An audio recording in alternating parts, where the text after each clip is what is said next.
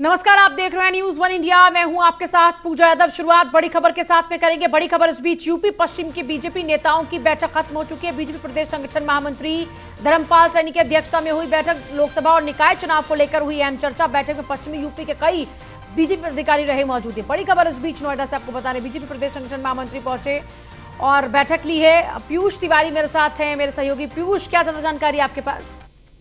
देखिए, अगर हम बात करें तो आज भारतीय जनता पार्टी के पश्चिम क्षेत्र की जो बैठक है वो नोएडा में रखी गई थी, जिसमें तमाम भारतीय जनता पार्टी के दिग्गज नेता मौजूद थे। जो संगठन के प्रदेश महामंत्री हैं धर्मपाल सिंह, वो भी इस बैठक में मौजूद थे। इसके अलावा अगर हम बात करें तो पंकज सिंह जो कि विधायक हैं वो इस बैठक में मौजूद थे। जो महेश शर्मा है सांसद हैं, वो इस बैठक में मौजूद थे। इसके अलावा कांता कदम की बात करें, राज्यसभा सांसद, या सुरेंद्र सिंह नागर की बात करें, सभी लोग इस बैठक में मौजूद थे। और जिस तरीके से इस बैठक को ये बुलाया गया था, निश्चित तौर पे एक पार्टी को मजबूती देने के लिए क्षेत्रीय दलों की एक अगर हम बात करें, इस क्षेत्र पश्चिमी क्षेत्र में किस तरीके से भारतीय जनता पार्टी को मजबूत करना है, इसको लेकर चर्चा की गई।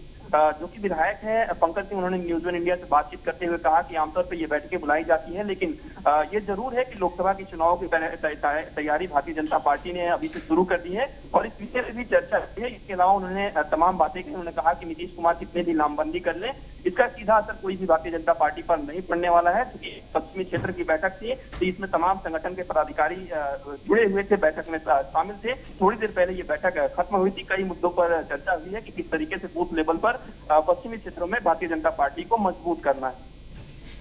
अच्छा पीयूष, इसके बाद क्या कुछ कार्यक्रम रहेगा उनका? देखिए, अगर हम बात करें तो अभी पार्टी की ओर से कार्यक्रम तय नहीं किया गया है। जैसे ही कार्यक्रम आएगा उसके बाद स्पष्ट हो पाएगा। लेकिन आज की जो बैठक थी काफी महत्वपूर्ण बैठक थी, क्योंकि कई दिनों बाद ऐसी बैठक नोएडा में बुलाई गई है, जिसमें तमाम वरिष्ठ पदाधिकारी इस बैठक में मौजूद थे। संगठन के प्रदेश के जो महामंत्री हैं धर्मपाल सिंह सैनी, वो भी इसमें मौजूद थे। निश्चित तौर पर कई बातों को लेकर चर्चाएं हुई, क्योंकि बूथ लेवल के तमाम कार्यकर्ता यहाँ पे पहुंचे हुए थे। वहाँ पे स्वागत भी उनका हुआ है। तमाम दीप प्रज्वलित कर ये इस बैठक का आयोजन किया गया। करीब करीब सैकड़ों की संख्या में यहाँ पे कार्यकर्ता मौजूद थे। कई पार्टी के वरिष्ठ नेता मौजूद थे। तो ऐसे में काफी अहम ये बैठक मानी जाती रही है और करीब करीब 2 से 3 घंटे तक ये बैठक चली है। इसमें प्रदेश अध्यक्ष को भी शामिल होना था, लेकिन अभी प्रदेश अध्यक्ष यहाँ पे मौजूद फिलहाल नहीं थे। तो ऐसे कहीं ना कहीं कई विषयों को लेकर भी आज चर्चा हुई है। चाहे हम बात करें आम चुनाव को लेकर बात करें या निकाय चुनाव में जीत दर्ज कराने को लेकर बात करें, ऐसे तमाम विषयों को लेकर भी आज यहाँ पे चर्चा हुई है। चलिए ठीक है, बहुत ही शुक्रिया आपका फिलहाल पूरी जानकारी के लिए। खबर लखनऊ से। लोक भवन के बाद एयरपोर्ट की सुरक्षा भी संभालेगी यूपीएसएसएफ। यूपीएसएसएफ को सौंपी जाएगी लखनऊ एयरपोर्ट की सुरक्षा। गृह विभाग में होगा पत्रावलियों का जल्दी निस्तारण। ई ऑफिस प्रणाली को पूरी तरह अपनाए जाने के निर्देश। गृह विभाग में हुई आईजीआरएस और कार्य योजना की समीक्षा।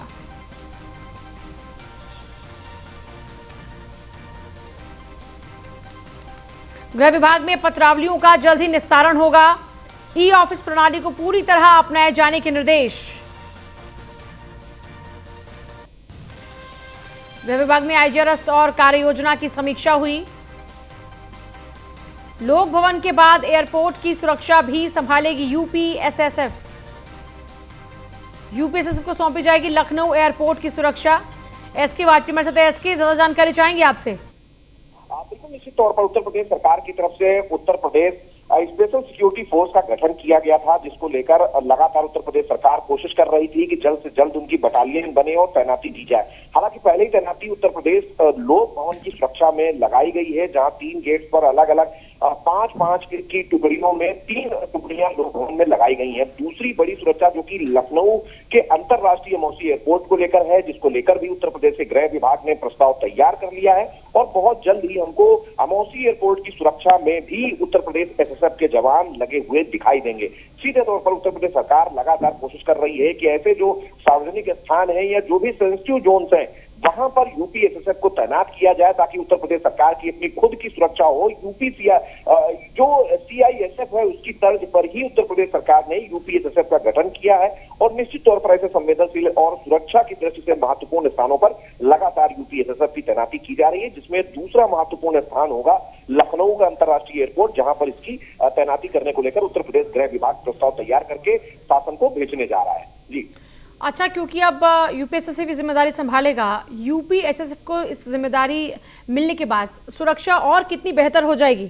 क्योंकि अगर ये चेंज किया जा रहा है तो इसके पीछे कोई बड़ी वजह रही होगी एसके।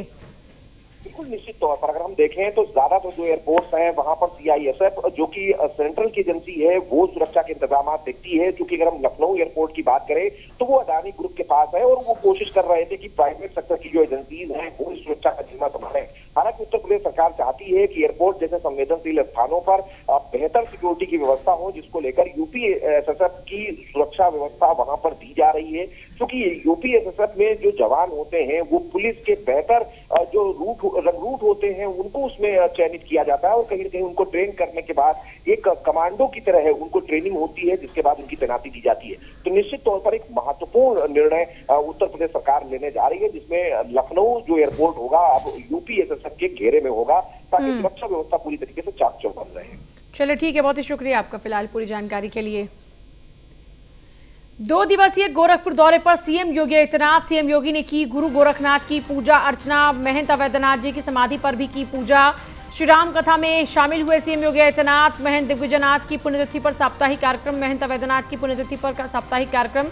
विकास कार्यों को लेकर अधिकारियों संग समीक्षा बैठक होगी सीएम योगी आदित्यनाथ की।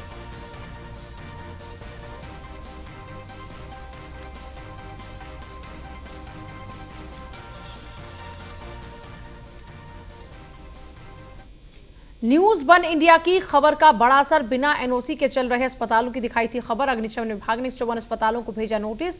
बिना फायर एनओसी के गाजियाबाद में चल रहे थे अस्पताल। खबर दिखाई जाने के बाद जागा गाजियाबाद प्रशासन। अग्निशमन विभाग ने स्वास्थ्य विभाग को कार्रवाई के लिए पत्र लिखा। न्यूज 1 इंडिया की खबर पर स्वास्थ्य मंत्री ने लिया संज्ञान। सरकारी अस्पताल भी नहीं कर रहे थे नियमों का पालन। स्वास्थ्य मंत्री ब्रजेश पाठक ने दिए थे कार्रवाई के निर्देश। जिन अस्पतालों की दिखाई खबर उन अस्पतालों को नोटिस। स्वास्थ्य महकमे ने 54 अस्पतालों को नोटिस भेजा है। 1 हफ्ते में फायर सेफ्टी मानक पूरे करने के निर्देश दिए गए हैं।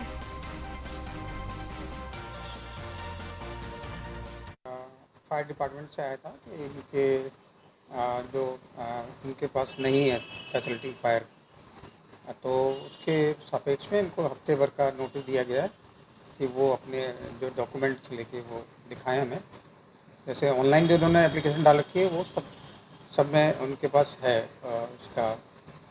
अच्छा, ऑनलाइन कागज पूरे कर रखे हैं, ऑफलाइन में जो जांच में पूरे नहीं पाए गए। हाँ, as per the department fire department की तरफ से जो लिस्ट आई है हमारे पास। सर, यदि पेपर पूरे नहीं होते हैं तो क्या कुछ कार्रवाई की जाएगी? हाँ, उसमें नियमानुसार जो भी कार्रवाई की जाएगी, उनके कैंसिल किए जाएंगे जो भी, या वो डॉक्यूमेंटेशन दे दें उसके उनके पास है इक्विपमेंट पूरा।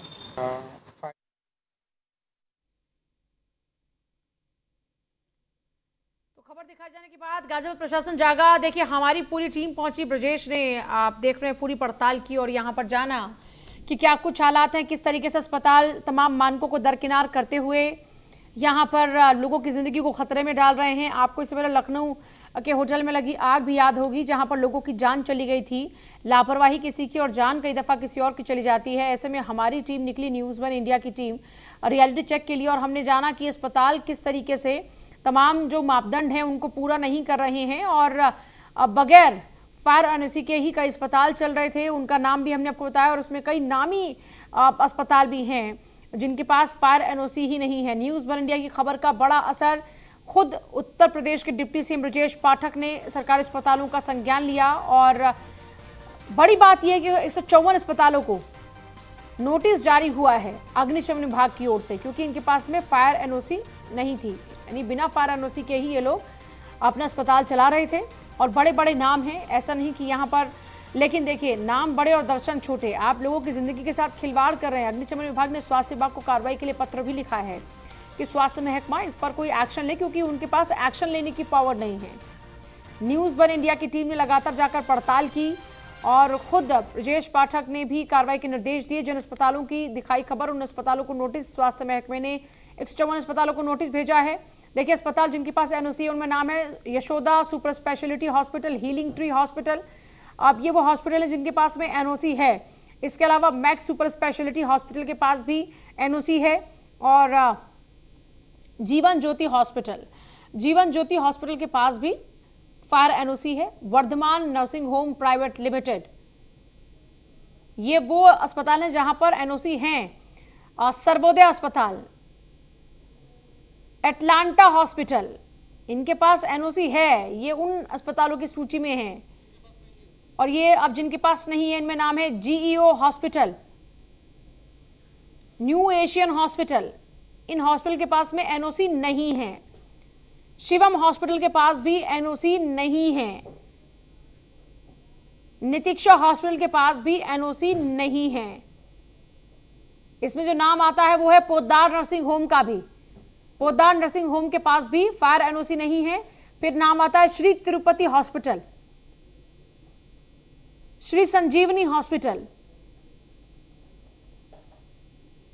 Medicure multi hospital, Kailash hospital. ये वो हॉस्पिटल हैं जिनके पास फायर एनओसी नहीं है। New life hospital. और वहीं न्यूज वन इंडिया ने गाजियाबाद के सीएमओ डॉक्टर भवतोष शंखदर से खास बातचीत की। उन्होंने क्या कुछ कहा, सुनिए।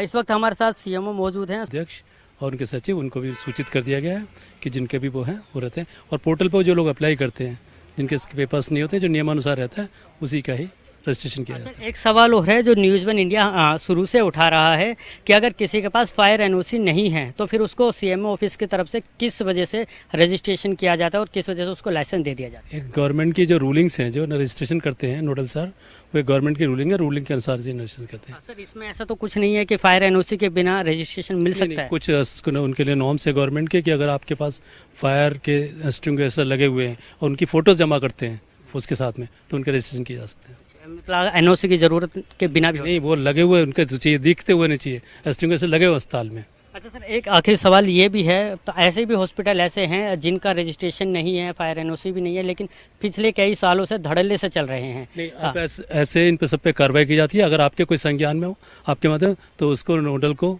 सर को डॉक्टर सक्सेना जी को सूचित किया, उस पर कार्रवाई की जाएगी।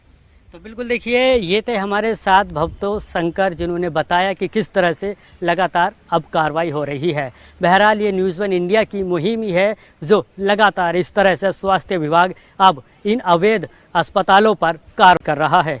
गाजियाबाद से मैं Jitendra Gautam, news one India. और इस बीच खबर नोएडा के सेक्टर 18 से, जहां नोएडा के सेक्टर 18 स्थित बिल्डिंग में आग लग गई। India bulls housing finance company में भीषण आग। दमकल विभाग की गाड़ियां मौके पर पहुंची और वहां पर फायर फाइटिंग अभी भी चल रही है। शॉर्ट सर्किट से आग लगने की आशंका। आसपास की बिल्डिंग से लोगों को बाहर निकाला गया। सेक्टर 18 के सेक्टर 20 थाना क्षेत्र का ये मामला है, जहां पर आग लगी। आप देखिए, पीयूष वहां पर थे उस दौरान में जब ये आग लगी थी और उसके बाद आग बुझाने का काम लगातार चल रहा था। पीयूष तमाम तस्वीरें दिखा रहे थे। शॉर्ट सर्किट आग लगने की वजह बताई जा रही है और कहा जा रहा है कि फॉल सीलिंग के अंदर दरअसल जो वायर्स थे उनमें कहीं शॉर्ट सर्किट हुआ, जिस कारण से ये आग लगी थी। सेक्टर 18 के सेक्टर 20 थाने का क्षेत्र का मामला है और दर्जन भर लोगों को लगभग सेफली बाहर निकाला गया। और वहां पर जो अधिकारी मौजूद थे उनसे भी बातचीत की थी उस दौरान में पीयूष ने। उनकी तरफ से कहा गया था कि आग पर काबू पाने की तमाम तैयारियां चल रही हैं, क्योंकि यहाँ पर जो आग की वजह से धुआं है वो बहुत ज़्यादा है, जिस कारण से ऑपरेशन को पूरा कर पाना भी मुश्किल हो रहा है। अब लेकिन वहाँ पर लोगों को सुरक्षित बाहर निकाल लिया गया। लोगों के हताहत होने की खबर नहीं है। आसपास की बिल्डिंग से भी लोगों को बाहर निकाला गया।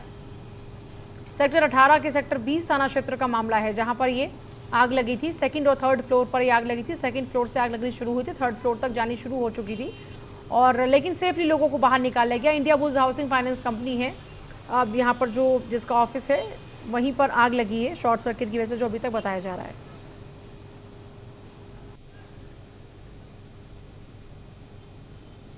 शॉर्ट सर्किट से आग लगने की आशंका जताई जा रही है।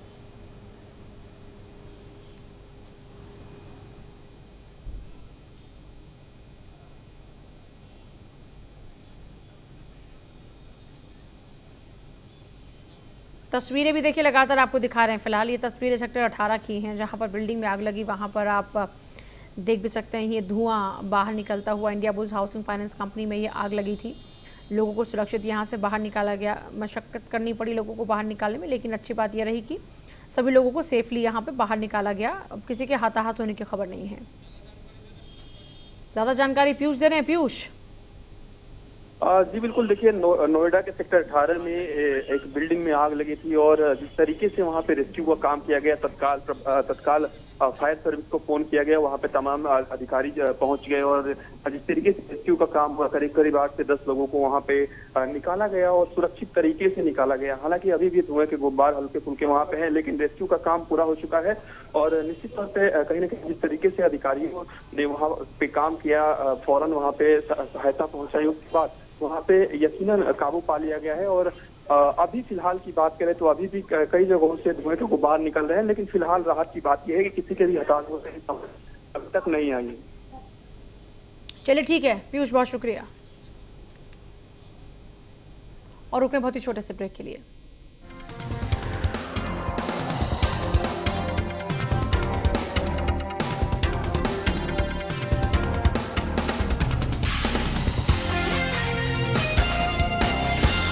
नमस्कार जी, मैं भगवंत मान। पंजाब में चुनाव से पहले जब हम लोगों के बीच जाते थे तो लोग हमसे एक बहुत बड़ा सवाल पूछते थे कि क्या दिल्ली में अरविंद केजरीवाल मॉडल सेहत क्रांति मोहल्ला क्लिनिक के रूप में जो आई है, क्या वो पंजाब में आ सकती है? तो हम उनको गारंटी देते थे, उनके साथ वादा करते थे कि बिल्कुल आप आम आदमी पार्टी की सरकार पंजाब में बनाइए, अरविंद केजरीवाल मॉडल सेहत क्रांति मोहल्ला क्लिनिक आम आदमी क्लिनिक के रूप में पंजाब में जरूर आएगी। और मुझे बताते हुए खुशी हो रही है, 15 अगस्त को हमने 100 मोहल्ला क्लिनिक वो पंजाब को समर्पित किए। इन आम आदमी क्लिनिक्स में सारी दवाइयाँ और सारे टेस्ट फ्री हैं, तो लोग बहुत खुश हैं इस बात से कि उनके घर के आसपास उनकी बीमारियों का इलाज होने लगा है और दवाइयाँ फ्री हैं। मैं आपसे वादा करता हूँ कि आने वाले दिनों में पंजाब सरकार ऐसे ही हज़ारों मोहल्ला क्लिनिक और हॉस्पिटल बनाएगी ताकि अरविंद केजरीवाल जी की अगुवाई वाली सेहत क्रांति पंजाब में हम लोगों तक पहुँचा सकें। दंतकांति सेंसिटिव दांतों व मसूड़ों की मजबूती व सेंसिटिविटी का इंस्टेंट सॉल्यूशन और दंतकांति नेचुरल व दंतकांति एडवांस है पायरिया पीलापन, कैविटी व जम से लड़ने का ब्रह्मास्त्र। ये अंदाज आया है, खुदी को आजमाया है, तुमने भी लाया शुद्ध प्लस पान मसाला। हर घर की पहली पसंद केएम हींग, जिसकी खुशबू खाने का स्वाद और बढ़ा देती है। तो अब से कोई ऐसा वैसा हींग नहीं, सिर्फ केएम हींग ही घर लाएं और खाने को लाजवाब बनाएं। सब तो आ गए, रो क्यों रही है? सब तो आ गए, लेकिन स्वाद नहीं आया। अब आया असली स्वाद। हाँ, अब आया स्वाद। जब स्वाद के बड़े हों लाले तो MDH का चंकी चाट मसाला डालें। MDH का चंकी चाट मसाला। MDH। ये अंदाज आया है, खुदी को आजमाया है, तुमने भी लाया शुद्ध प्लस पान मसाला। 30 दुर्लभ जड़ी बूटियों से निर्मित केशकांति एडवांस हेयर ऑयल बालों को झड़ने से बचाए, नए बाल उगाए व असमय सफेद होने से मुक्ति दिलाए। वायरल खबरों का छौक, गॉसिप की खिचड़ी जोरदार, खबरें चटपटी मसालेदार, सबका दिल है धड़का। देखिए रोज दोपहर 3:30 बजे एंटरटेनमेंट तड़का।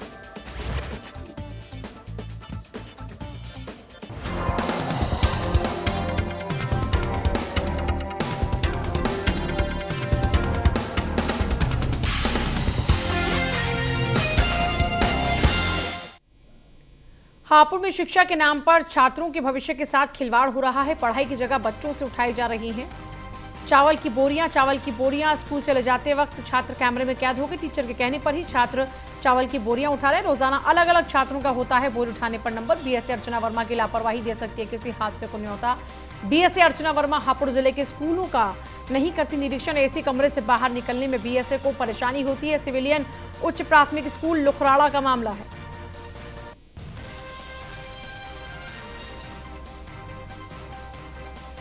तो यहाँ बच्चे पढ़ने नहीं बल्कि चावल की बोरियां उठाने जाते हैं।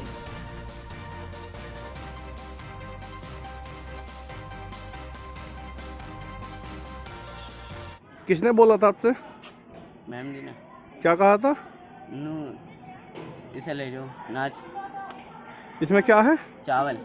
कितने किलो कट्टा होगा ये कम से कम? 50 किलो का। आप ये 4-5 बच्चे उठा कर ले जाना है, जो आपको कुछ प्रॉब्लम हो जाए, नले हो जाए या कुछ हो जाए, इसका जिम्मेदार कौन होगा? है? किस मैडम जी ने आपसे कहा था? रीना मैम जी ने। आप रोज यहीं ऐसी देते हैं बोली? बलरामपुर जिले के उतरौला उपजिलाधिकारी ने छापेमारी कर गोदाम में छिपाकर रखे 87 क्विंटल प्रतिबंधित पॉलिथीन को बरामद किया है।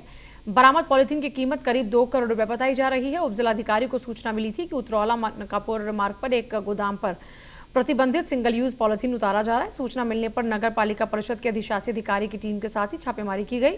इतनी भारी मात्रा में प्रतिबंधित पॉलिथीन का जखीरा देखकर अधिकारी सन्न रह गए।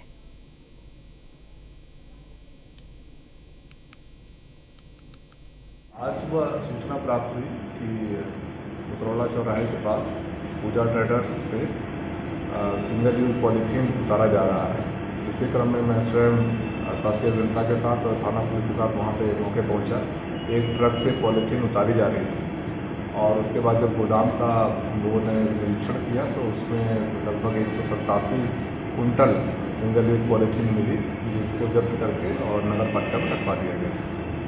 आगे क्या कार्रवाई की जा रही है? अब इसमें जो पर्यावरण कानून है उसके तहत कार्रवाई की जा रही है।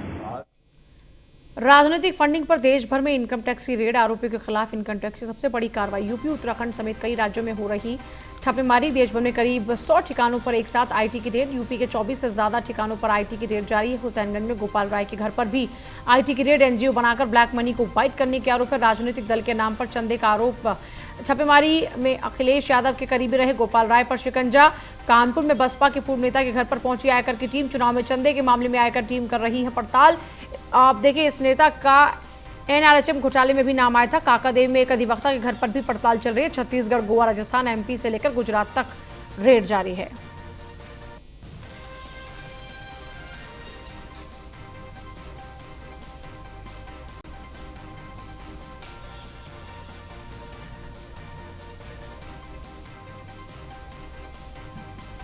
कानपुर में बसपा के नेता के घर पर भी छापेमारी। चुनाव में चंदे के मामले में आयकर टीमें लगातार पड़ताल कर रही हैं।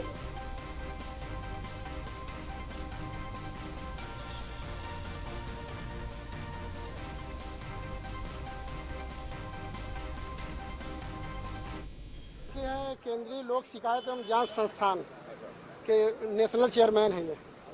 कौन से मामलों में हो रही है छापेमारी? अब हमें पता नहीं, हम तो आए हैं, पता चला है। अब अंदर जाएं तो पता चला। ये राष्ट्रीय क्रांतिकारी समाजवादी पार्टी के राष्ट्रीय अध्यक्ष हैं श्री गोपाल राय। ये यहाँ रहने आए थे क्योंकि हम तो यहाँ 90 साल से मेरे बाबा पापा सब रहे हैं, लेकिन ये व्यक्ति अभी कुछ मुश्किल 2010-9 से ये यहाँ रह रहे हैं। तो आप आरोप लगा रही है मकान आपका है? नहीं, ये नहीं मेरा। खबर सुल्तानपुर से है। पार्टी कार्यालय पर इनकम टैक्स की रेड। अपना देश पार्टी के अध्यक्ष अब्दुल माबूद इदरीसी के ठिकानों पर छापेमारी। आवास, दुकान, कार्यालय पर छापेमारी। पार्टी में फंड के लेन देन को लेकर ये छापेमारी। पार्टी कार्यालय पर इनकम टैक्स की रेड। देखिए, इनकम टैक्स की रेड लगातार जारी है। अपना देश पार्टी के अध्यक्ष अब्दुल माबूद इदरीसी के ठिकानों पर भी छापेमारी। आवास, दुकान, कार्यालय, सब जगह छापेमारी।